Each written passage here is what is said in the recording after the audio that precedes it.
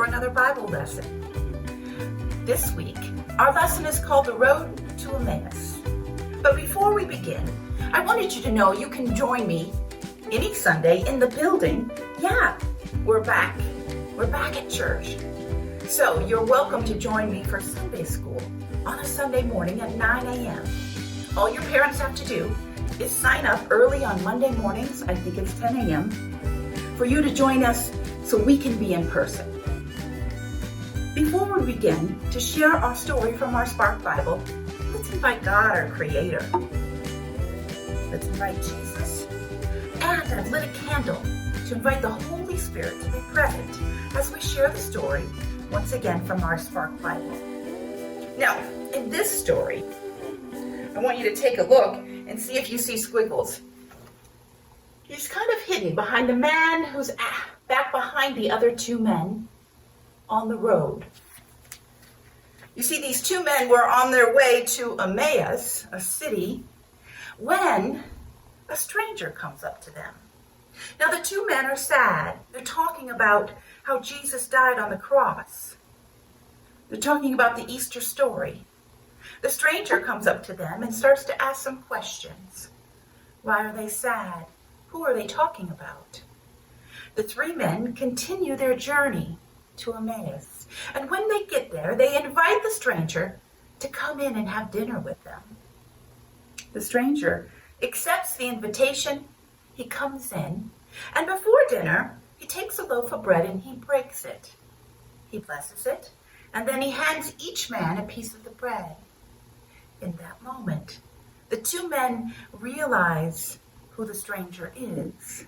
Now, I don't want to give the story away because I have a video for you to watch. But this story is all about God's love and how Jesus resurrected. It's the Easter story. It's a reminder that Jesus went up to heaven to be with God. And although we can't see Jesus, we know Jesus is with us in our heart. And that gives us hope. So I hope you'll take this Easter story with you in your heart and continue to know that wherever you go and whatever you do, Jesus is still with us. Take a look at the video. And again, join me in Sunday school at the church next Sunday. Wishing you and your family a very blessed week. Bye-bye. On the day Jesus rose from the dead, two of his disciples were walking to a village called Emmaus. Along the way, they met a traveler. The traveler noticed the disciples looked sad, so he asked them what was wrong.